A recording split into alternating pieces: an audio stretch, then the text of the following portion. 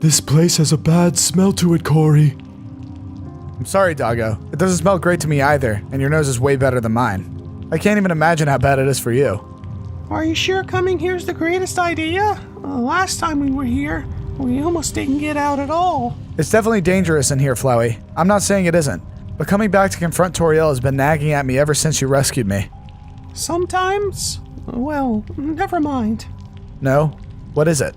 It's just that sometimes other people can't be saved. Maybe you want to help them, but if they're not ready for the help you're offering, I just hate for you to put yourself in danger for someone who can't change, or isn't ready to. I know you think Toriel is past redemption for what she's done to all those monsters, Flowey, but someone's got to try to help her. Corey, you're the bravest person I've ever met, human or monster. But what if bravery isn't enough? Even Papyrus is scared of Toriel. I'm scared of her for sure, and I've never even met her. Things don't just get a reputation for being scary for no reason. Sometimes they do, or sometimes it's just for the wrong reason. That's why it's so important for me to go back and talk to her. You think Toriel's just misunderstood? I'm saying it's not an impossibility. Maybe someone can get through to her, start to understand why she is the way she is. What about the monster she's already killed? Don't they deserve justice? Who can say what kind of justice Toriel deserves? I can't, so all I can do is try to talk to her. I just wish you hadn't sent Hazel and the Froggets away like that. We could have used the extra set of eyes. If we were talking about Connie, you'd probably be right, Flowey, but Hazel's already been through enough. She deserved to go find her child. And the Froggets? The Froggets kept getting themselves into trouble. Something bad was bound to happen to them sooner or later. Our luck's running thin as it is. Better not try to tempt fate. I know you're scared, Doggo, but I don't want to leave you out in the forest by yourself. I'd definitely rather stick near you, Corey. I just wish it could be something fun, like chasing a stick or a squirrel instead of going into this scary place. I'm right with you there, boy. So what do we do now? Whatever comes next, I don't think we can all approach her together. I don't want to overwhelm or frighten her. You're worried about scaring Toriel? Like when I was with her before, she was kind toward me until she realized you were there. Yeah, Toriel doesn't like me very much. And I'll bet she isn't too fond of Doggo either. Does she stand still a lot? No, she moves around. I don't know if being able to see her will make me more scared of her or less. That's another reason for you two to hang back. If you're right, Flowey, if Toriel is beyond helping, then someone's got to be left to warn the others. Others? What others? Anyone. Anyone at all who might be innocent. Anyone who falls down from the surface. Or any monster in the underground who still believes in hope. If I fail, someone has to keep resisting Papyrus and everything he stands for.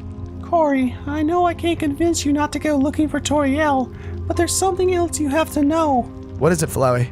It's just a rumor. One I never dreamed would be a problem. But, well, here we are and all. What is it? Monsters are different than humans in a lot of ways, Corey. And one of them is that when we die, we turn to dust. Dust? I guess that explains the taste of the pie Toriel gave me. Turning to dust usually doesn't happen for a really long time, but Toriel clearly isn't waiting around for that to happen. You think she's speeding things up somehow? She must be. I can't imagine what she did to the spiders that used to live in the ruins. But if it really was Sans that she was talking to through the door, he might have given her something to help. But if monsters and humans are different, then whatever Toriel is using on the monsters, shouldn't it not work on me? Maybe, maybe not. You've already seen the kind of magic Sans gave her. Just be careful. I will, Flowey. Maybe you two should hang back a bit. I mean, she doesn't ever go out into Snowden Forest, right? Not that I've heard of. Then so long as we keep walking this way, me ahead, you guys far enough behind that you'll be able to see her coming, we should stay safe enough. But you have to stay absolutely silent. Do you understand? I don't think that's gonna be a problem, Corey. It means you guys can't yell to me if you see her sneaking up behind me or anything like that. If she gets even the slightest suspicion that you're here, I have a feeling she's not going to react too well. Corey, you're basically asking us to sit here and do nothing but watch as you put yourself in terrible danger. I'm asking you to trust me, Flowey. At the very least, we have to rescue the other monsters. As for everything else, that's going to depend on Toriel. I guess that's fair enough, but I still don't like this idea very much. Me neither. That's okay. You don't have to. Just promise me that you guys won't interfere. I promise. I guess so. Do you want us to hold on to the locket for you, just in case anything happens? Thanks, Flowey, but I think I should keep it with me. I know I'm probably just being superstitious, but it's a gut feeling, you know? Not really. I have roots. Fair enough. I'll have my paws crossed for you, Corey. Thanks, doggo. And here we go. Just hang back and keep it to the shadows.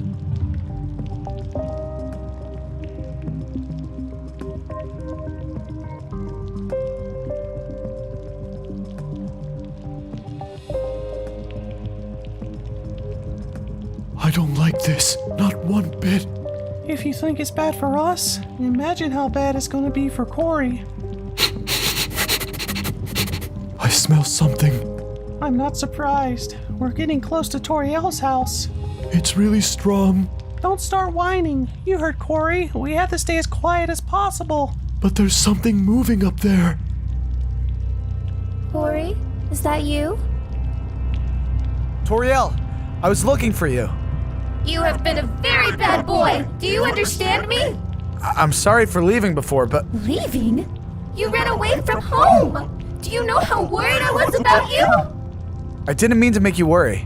What was I supposed to think? The last I saw, you were running away from me with that blasted flower without even so much as a note to tell me where you were going. I didn't think... No, you didn't think, did you? You just ran off with your little friend without even thinking about my feelings. Oh gosh, Toriel, I feel really awful about this. I honestly didn't think you'd be worried about me. I've been worrying about you. Clearly, this is my fault. For a child to show such insensitivity to another, the parenting is to blame. I was the one who, ran away. Which you wouldn't have been able to do if I'd taken a firmer hand with you. I wanted things to be better, different than the others. But a good mother doesn't shy away from discipline when it's needed. What are you doing? Where are you taking me? Come on, let's move. I promise, I won't run away again. Please, Toriel. I know you wouldn't mean to do it, child, but you were tempted by the outside world once. It'll happen again if I'm not watchful. Can't I at least go back to the bedroom you set up for me? I promise you, I won't leave again. Heavens, no!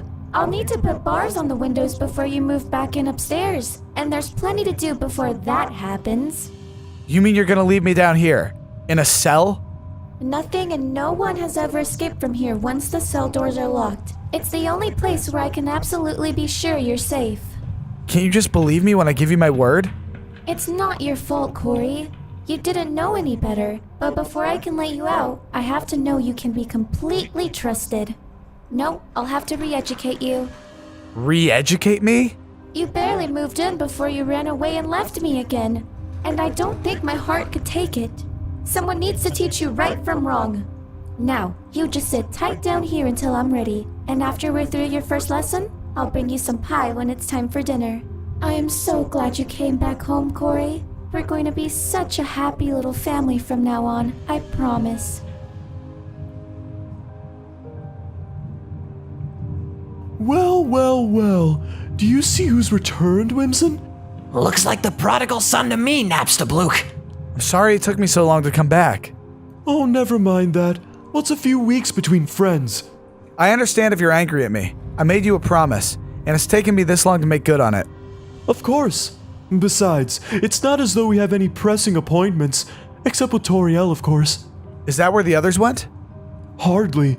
Vegetoid and Lukes merely decided to take a bit of a stroll, while Moldsmall went for a paddle down the North River. You're kidding, right? Yes, of course I'm kidding. Don't be absurd. If only I'd come back sooner. I doubt it should have made any difference whatsoever. Toriel is quite powerful, and now, with the machine... What kind of machine? I tell you, if this pesky locked door wasn't in my way. I'm sure what my esteemed colleague means to say is that we haven't the foggiest. Toriel comes down, takes one of us away, and they never return. So how do you know it's a machine that she's using? Because we can hear the infernal thing, of course. Growling and snarling like some immense metal monster itself. The screaming, and then the silence when it's all over with. And Toriel weeping, of course. A few days later, she comes down and does it all again. And unto dust we all return. It's quite a delight to have you back, you know. If for no other reason than it buys us more time. No offense intended, of course. Nah, I get it. Other people warned me against coming back here. and I listened to them for too long. Moldsmal actually believed you'd return, you know. At least, he did at first, until Vegetoid and Luke's were taken. Those last days he could do nothing but quake in fear. Not too different than what he did the rest of the time, if you ask me. Which I'm sure no one did, Whimsun. I knew it. I knew I should have come back sooner. But then I got distracted with Sands and Papyrus and all that. I should have listened to my gut. I know you've disposed of your erstwhile companion. Sorry? The flower is gone, you nincompoop. Flowey's safe. I told him to wait for me nearby. Seriously? You came back here on purpose? That's what I've been telling you. I intentionally came back to get you out. And to save Toriel. Save Toriel? Oh, that is precious. Why is that so funny? Why save the sheep if you also mean to save the wolf? I believe they're still good in Toriel. Flowey told me she used to be the nicest monster in the underground. So what changed? And why isn't anyone trying to help her change back? Some of us are rather more invested in saving our own skins than that of our captor. I know, and that's why I came back. For whatever reason, Toriel wants me here. So maybe I can get her to open up to me. Good luck. I'm almost 50% not kidding when I say that.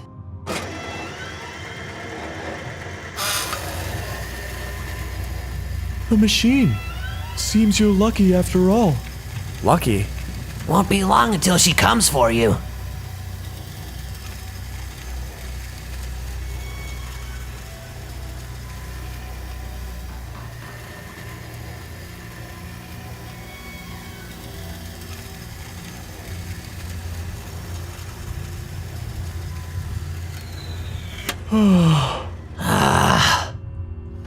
How long was that this time?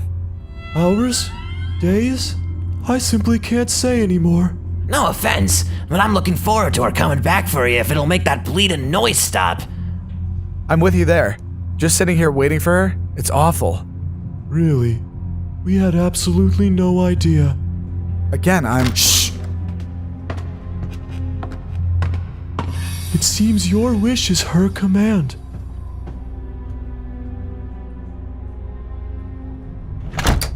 Come with me, child. It's time.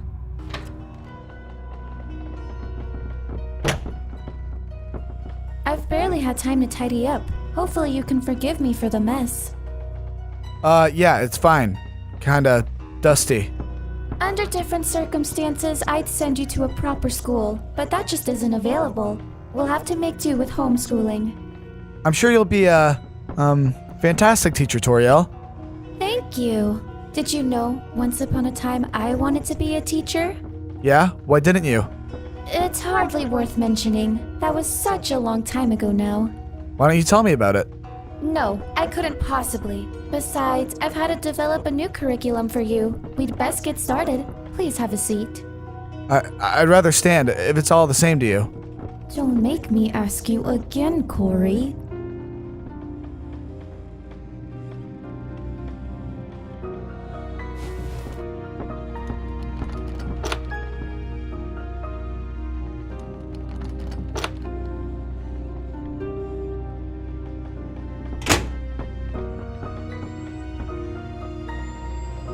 Do you really have to lock me in? This curriculum is pretty strict. I can't have you trying to interfere. That would be disrespectful and entirely counterproductive. So, what's in your curriculum? I'm a yearning for some learning. It's, very strict. As I told you before, I can't have you running off again. The underground simply isn't a safe place. I know what you mean now. You do? Yeah, just a little bit of time out there in Snowdon showed me what you were talking about. It is dangerous. I'm so glad you understand. Do you know what I would have done if anything would have happened to you? I would have gone out of my mind.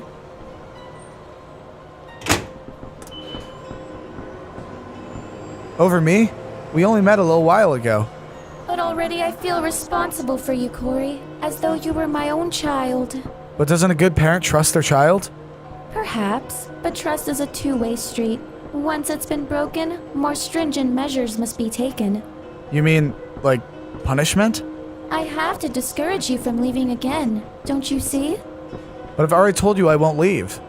You don't mean to lie to me. I know that. But I have to save you, Corey, even if it means saving you from yourself.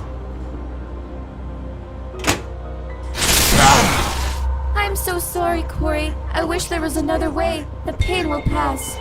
Please, turn it off. I can't. Not until your re-education is complete. Not until I can trust you again. I don't need to be educated. See? You're fighting it now. Fighting me, even as I'm trying to take care of you. Why do you have to keep resisting? Good children don't disobey, Corey. All I want is to keep you safe. Can't you just let me do that? I'm not disobedient. I'll stay with you, I promise. More lies! Why must you always lie to me? I only want what's best for you. I swear, I'll stay. No, you'll leave me too. The others, they wanted to leave. I couldn't let them. Don't you see? Please, Toriel, you're hurting me.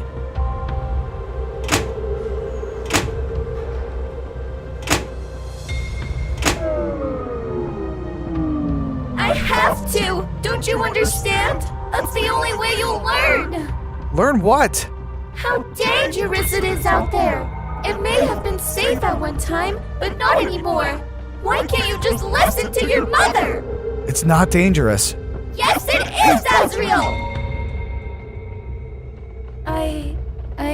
I don't. Who did you lose, Toriel? My son. My boy. Azrael? He was so young. Too young for that. What happened to him? It doesn't matter now. It was so long ago. He's just gone. I'm so sorry, Toriel. I only wanted to keep him safe. But he ran away from home? Yes. What if he's still... There's no chance he's still alive, is there? I held his body. I held him in my arms when they brought him back to me. Once he was already gone. I'm so sorry, Toriel. I only wanted to keep you safe.